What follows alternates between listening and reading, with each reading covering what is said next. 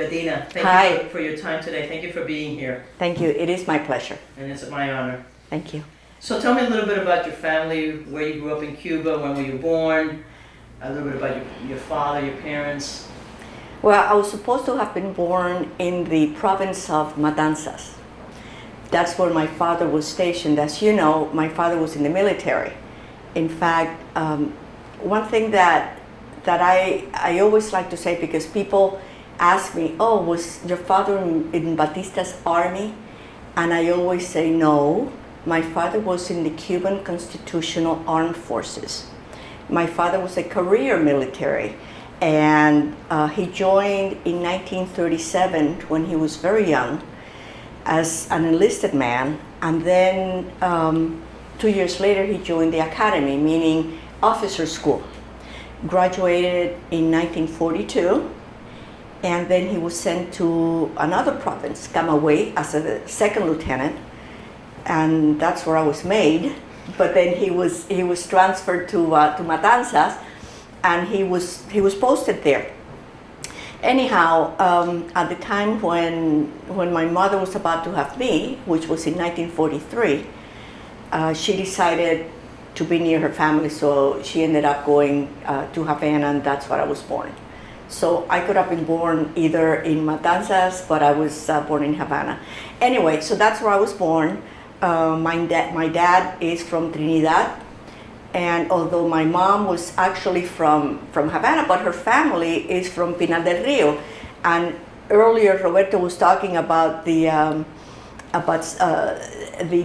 tobacco comes from, and that's where my family did in Pinar del Rio. It's called Vuelta Abajo, and it was just a little town near in the end of Cuba called Las Martinas, and that's what they did. They grew tobacco, and so that's where the family is actually from. Anyway, back to your question, I was born in 1943, grew up in pretty much in Havana, because after a couple of years, my father was transferred. I believe it was 1946 and 47. He was transferred to Havana, and he was sent to Palacio, which, as you know, was the presidential palace where the president lived. And so he was part of the Guardia de Palacio of the guard there.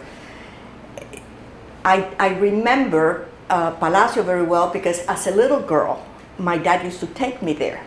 So he served under President Grau.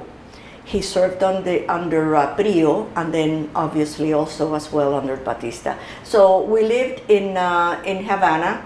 My family lived in a neighborhood of Havana called La Víbora, and that's where they settled. I'm talking about dating back to the late 1800s. And so my family lived there all their lives. And in 1952, we moved to Colombia, which was the main military installation in Cuba, in Havana. And so I grew up, we moved there when I was 9 until I was 15, and they were some of the best years of my life. I met your sister Norma, obviously, and your sister Carmen. We became very good friends. We did a lot of things together. We rode bicycles along the Polígono, which was a kind of like a field surrounded by a sidewalk, and you could walk there, you could ride bicycles. We used to ride skates. As a matter of fact, your sister and I were pretty good skaters when we were kids.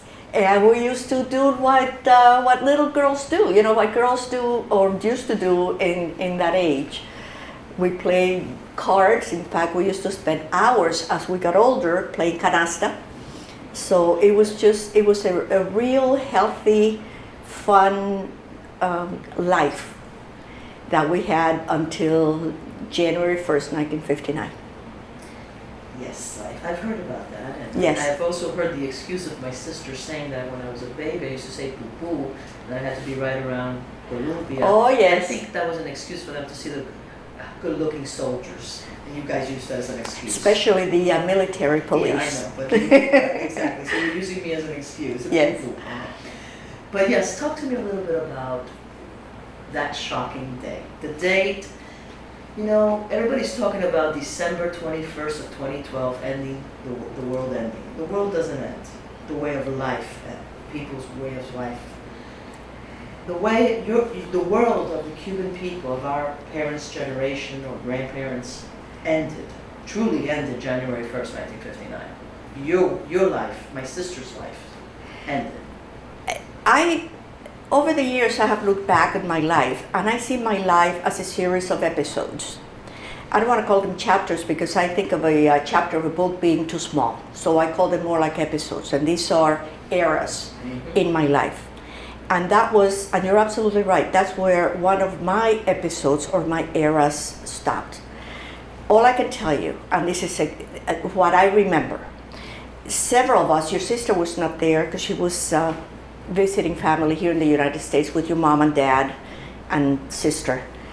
But several of us, young girls, we were all in 15, 16 years old. We met at the Officers Club.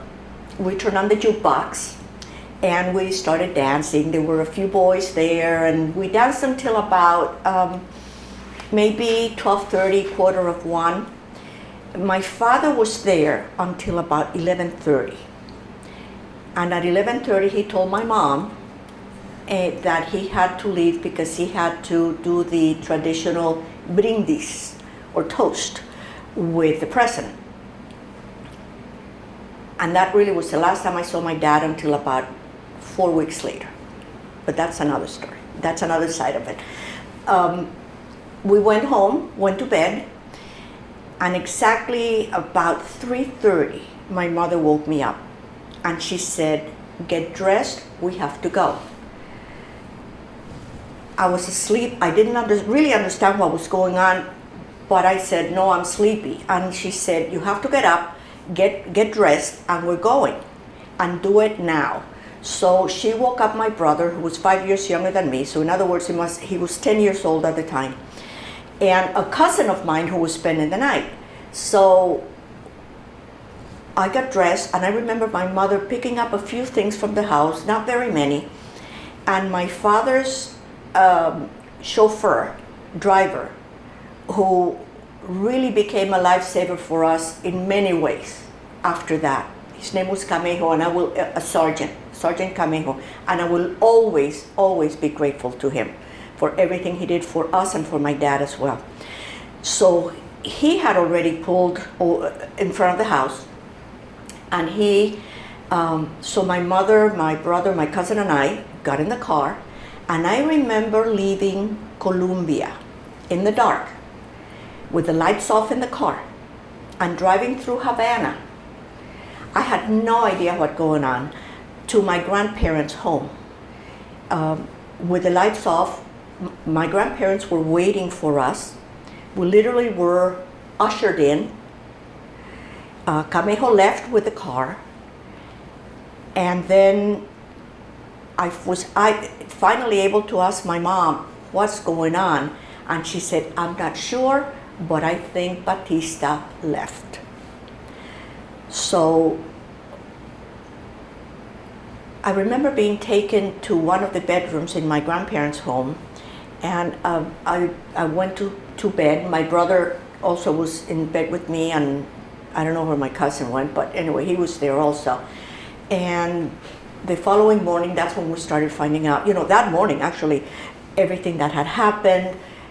There were people going by in the streets yelling and screaming, shots being fired.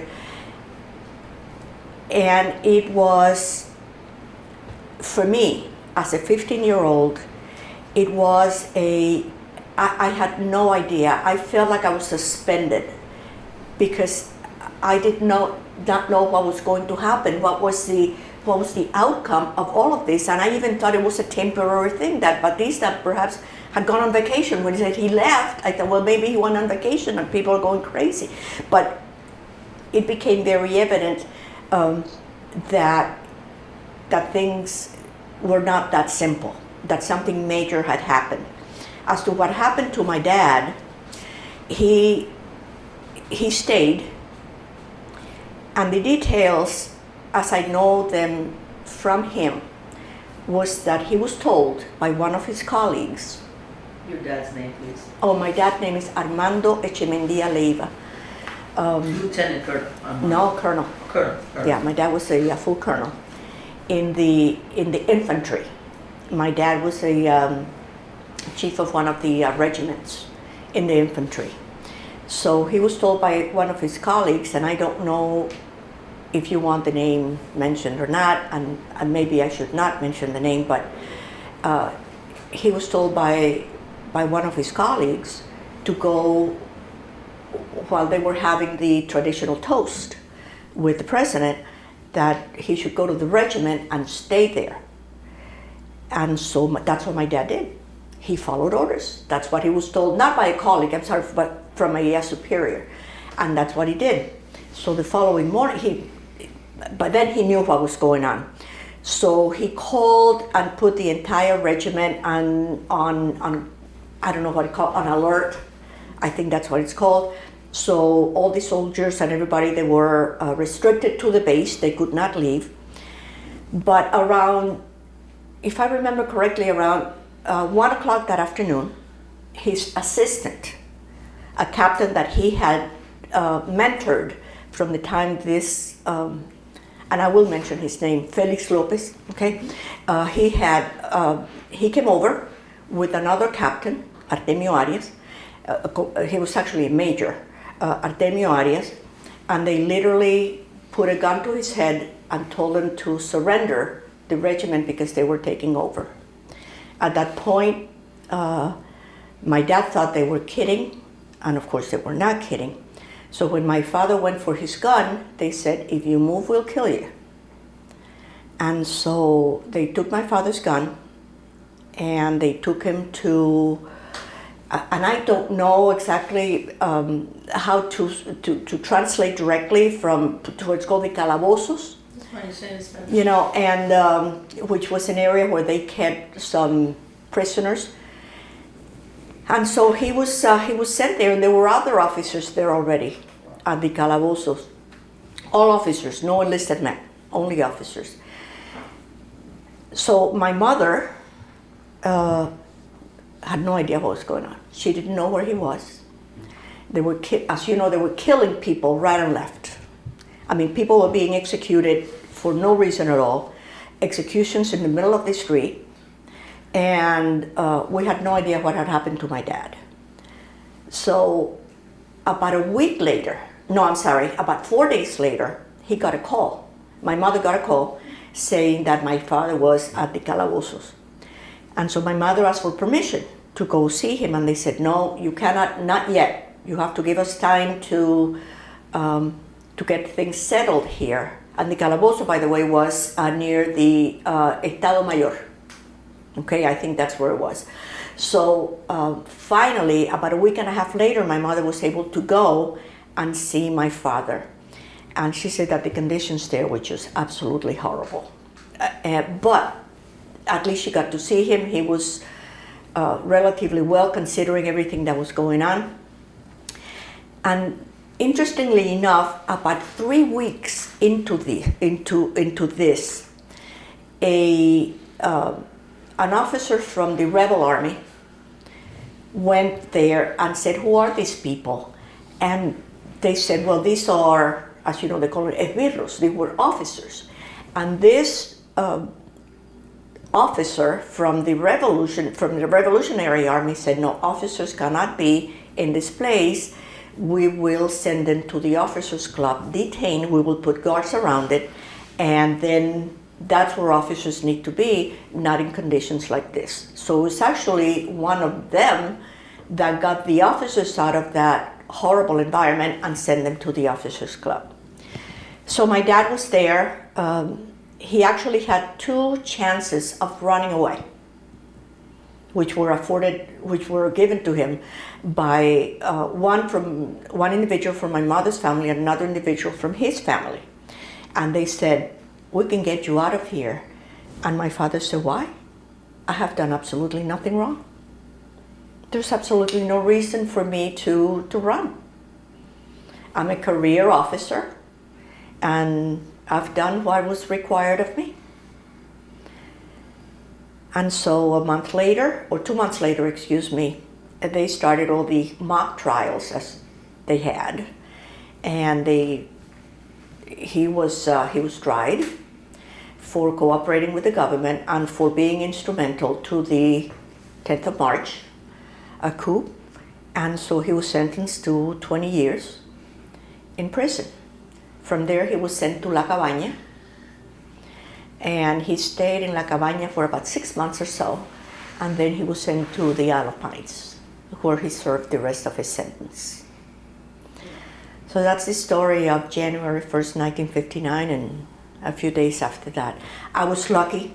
You know, the one thing I remember, and for me was very unsettling, is that literally my mother, my brother, and I, on January 1st, became homeless.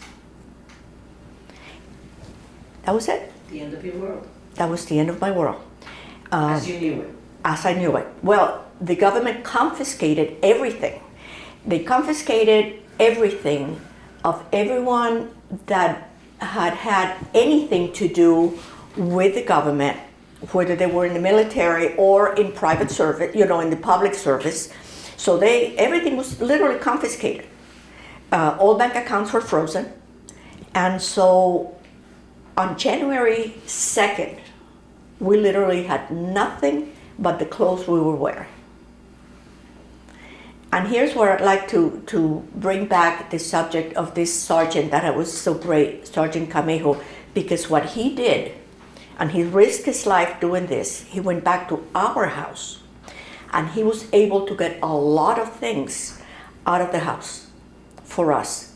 So we were, at least clothing, we were able to get the clothing, some of the clothing that we had, and even, it was funny because he was able to bring out like my bedroom set. And I don't know how he did it. He couldn't get anything else out, but my bedroom set, he was able to so I had something familiar, at least in my parents, in my grandparents' home, that belonged to me. So, like I said earlier, we will always be grateful to him for what he did for us. And he stood by my dad all Loyalty. all along. That loyalty that Roberto was talking about earlier. Yeah, that's what it's all about. That's very deep. Your family, my godmother, which is your mother. Yes. Went through so much. My parents and your parents, Hina, were very close, and as you know, they were your godparents. Yeah. That's how close the relationship and the friendship was. Yes, and even though we were in the States, I remember as a little kid, especially my sister Norma, who was, like, you guys were like best friends, I guess. Yes, we were. Because she tells me that was my best friend, Yeah. Tina.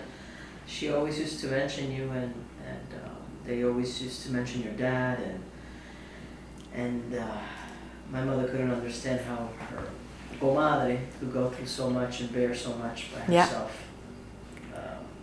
You know, one thing because you were asking about my life during that horrible time, and there's one person that to me became my lifeline, and I'd like to really mention that because that was my mom's mother, my grandmother.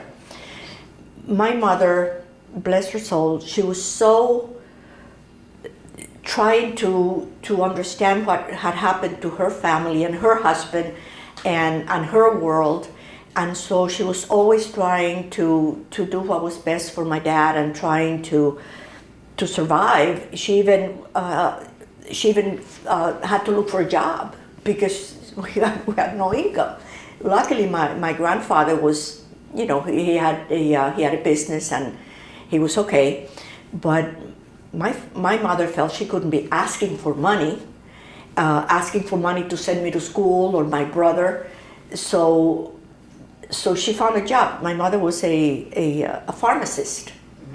She had her degree in pharmacy, so she found a job near their house in a hospital as a pharmacist. So between that and going to see my dad and really trying to find what was going on and try to live the best way she could throughout all of this, I felt sometimes like I needed an anchor, and that anchor became my grandmother. And so that void that I had was filled by my grandmother, and that's another person that to me just became probably the most important, at that point, in that part of my life, in that chapter or era, became the most important person in my life. That was my grandmother. And as we breathe now, when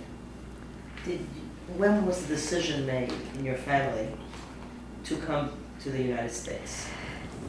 And how hard was that decision? Okay. I know it was a hard one. It was very hard. The decision to come here was hard because my father was in jail. He was in the Isle of Pines. My mother, she had her work and trying to be a mother and a daughter to my grandparents. And so a number of things started happening. A lot of rumors were going on at the time. And there was a rumor that the schools were going to be taken over by the state, as they were. I believe it was like in January or February of 1961. And so that was going on. At the same time, all the curriculum for any school had to follow the government's guidelines, including, starting in the 61 to 62 school year, teaching Marxism. So I was in a private school called Lafayette School. My brother was also in a private school called Edison, Instituto Edison in La Víbora. And so with that going on, and the fear of many parents that they were going to lose control over their children because the government was taking over, as eventually did, a lot of parents started sending their children out. And that's where Operation Pedro Pan came about, where parents started, as you know, sending their children out. And 14,400 children left Cuba without their parents through this wonderful program. Well, there was another factor that was going on. I had finished Comercio, which was like secondary school, and I was getting ready to start the university. Well, the problem was at the university, you had to become to the communist youth in order to go to the university. And that was never going to happen because I was not going to do it. The other thing, my mother got very angry with me because she saw me once distributing leaflets. And I was silly enough and young, didn't think things through, that I used to have all these leaflets, counter-revolutionary leaflets, and I would hide them under my mattress.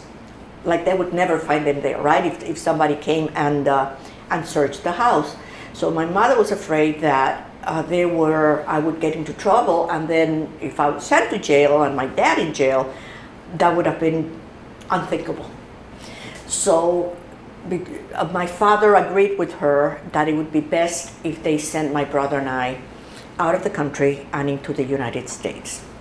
So through the foundation, Pedro Pan Foundation, and my mother had some relatives here in Miami, they were able to get my brother and I the visa waivers so that we would be able to travel here even though we were minors without an adult. And so we came in October of 1961 and came to the United States.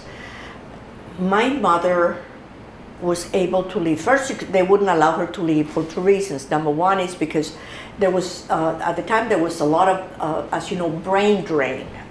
And a lot of professionals were denied the exit because they were running out of professionals, because a lot of people in that category were leaving. So she couldn't leave. She also didn't want to leave my dad behind until my father said, no, I want you to go. But that was not until 1966. So she was able to leave. I believe they were called Freedom Flights in 1966. My dad, luckily, was able to leave in 1980. we were literally separated from my dad for 21 years. So he was able to leave in 1980. There was an agreement, I think, in between the United States and Cuba. So a lot of political prisoners left at that time, and so he was one of them. But here's a really sad story regarding his arrival here in the United States, in that as he came out of customs in the airport of Miami, we all saw him. He looked obviously a lot older, and he was skinny, and he was wearing these drab clothes and everything else, but he recognized me and my mom, and he hugged us. And my brother was literally standing next to him and hugged him, and he looked at my brother. He said, "Who are you?" He didn't recognize. Well, my brother was a little kid. Last time he had seen him, and he saw a man. And that always stayed with my brother, because it was so sad that your own father doesn't recognize you. But things just, I think so many sad things have happened to us throughout the years that one more, sometimes we don't even think about it. So that was when we came, and why we came, and how we came. And how has been your life in the United States for you and your mom and your dad? I know that when you came, I know that you worked very hard. My life in the U.S., well, first of all, I truly believe that I have lived the American dream. I came here with nothing. I think I had 10 pesos when I came in 1961. My first job at 18, and that was my first ever, was selling popcorn and chocolate candy at a store in Hialeah. And so that was my very first job. But somehow I always thought that if I worked hard, I would always get a better job. So after that job, then I got a job as a typist. One of the things of which I will always be very grateful, and this I owe to my mother, was she had the foresight or the vision, whichever you want to call it. When I finished 6th grade, she said, "I'm going to send you to an American school called Ruston Academy." I said, "Why?" And she said, "Because I want you to learn English." And so I remember saying to her, because I love my school and I love my friends, and I remember saying, "But we live in Cuba. I don't need to learn English." And she said, "Oh, yes, you do. Because that's going to be a language that will be very helpful to you later on in life." Boy, was she right. So when I arrived here in 1961, I had attended Ruston, and then for 3 years, and then Lafayette School for another 3 years. And so I was very, very lucky that I was able to get perhaps not great jobs, but better jobs than some of the people, the Cubans here had to do. So as I was saying before, then I got a job as a typist. And then the next job was as a secretary. And then the other job was as a secretary in a better job. And so little by little, I always got better jobs. And so I would leave one and then go on to another. And so before I knew it, I was really, truly living the American dream, because I was able to buy my own house. And even as a divorced woman, this was later on in life, with 3 sons, I still was able to live that dream. I raised my children as Americans, but with the Cuban traditions and Cuban values.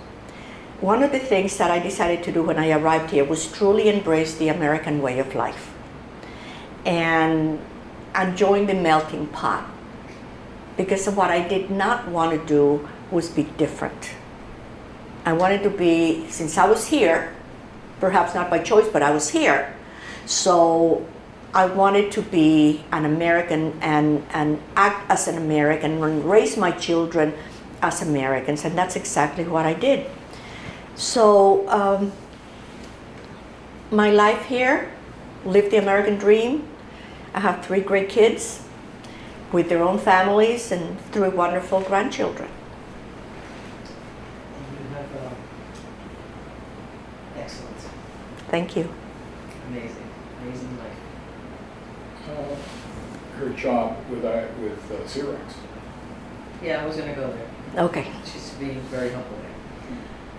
But I know for a fact, because my sister Norma was very proud of you, that from all the challenges that you went through, and being on your own here, things that you had to face. Everyone had to face something, but it's a little different when you are stripped from your parents and you have to fly on a plane by yourself, like Peter Pan's, like everyone that has said this story here today.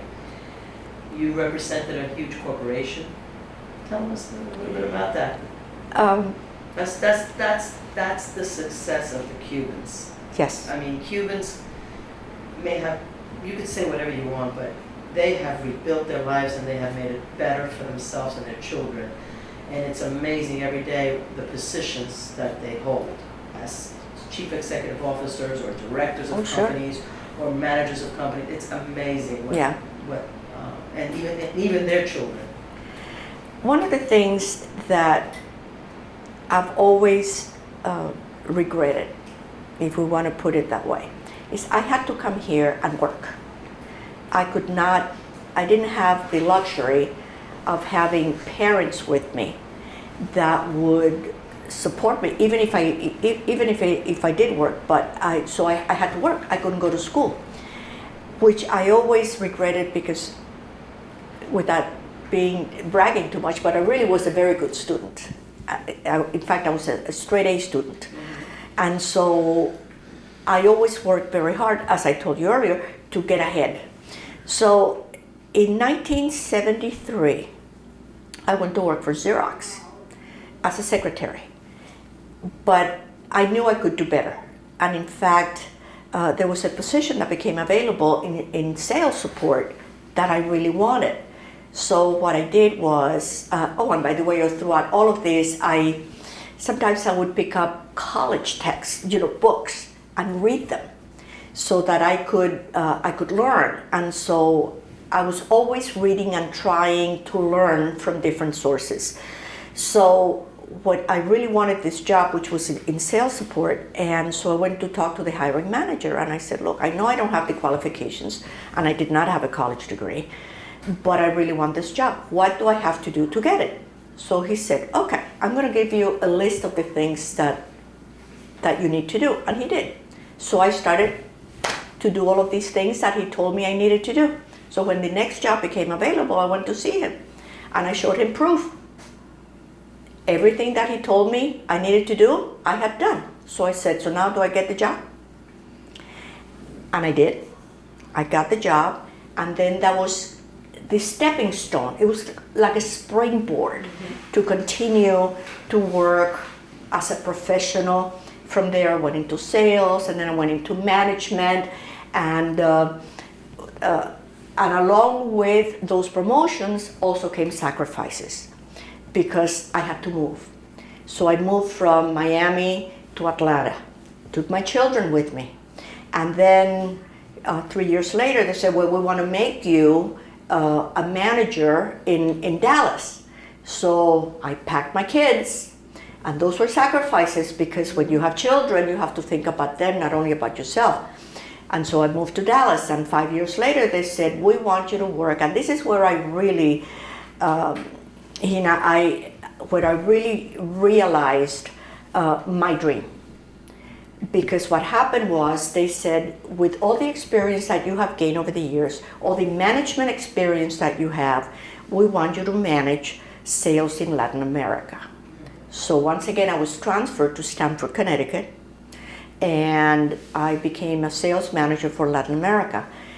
And then not only sales manager, but then sales operations manager. And that was the culmination of so many years of getting ready, of being able to utilize my language. I even learned Portuguese so that I could visit Brazil and do business in Brazil. So everything that I had done, I felt culminated in such a responsible position, which I thoroughly loved. I traveled in this hemisphere from Argentina all the way to Canada to Alaska. And it has been one of the most rewarding experiences of my life, doing business in Latin America. And when I decided to venture out, I resigned 21 years after I had started with Xerox, and I started to work for myself. And so I formed my own company and applied everything that I had gained, all my sales experience and my management experience, and I love training.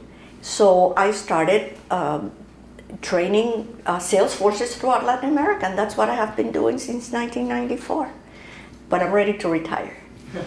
As I near 70, which is next year, I will be retiring. Wow, that's awesome. Yeah. Great story. Thank you. Thank you so much. Thank you. Can I add something? Right? I want to echo something. I want to echo something that Roberto had said, and I think one of the things that as Cubans, regardless of who we are, need to do is maintain unity. I think that we're too divided in petty things. And so one of the things I am hoping for is that at some point all of us will wake up and realize that what's important is the freedom of 11 million people who don't have the capability or don't have the freedom of thought and the freedom of expression and the freedom to select who's going to govern them. And it amazes me. One of the things that amazes me and that saddens me is the total lack of caring of the world for our little island, our little beautiful island. Nobody cares. All people want to do is go visit and have a good time and drink the mojitos and go on vacation. But the misery of the Cuban people are not in people's minds. They just don't care. And maybe someday the world will care.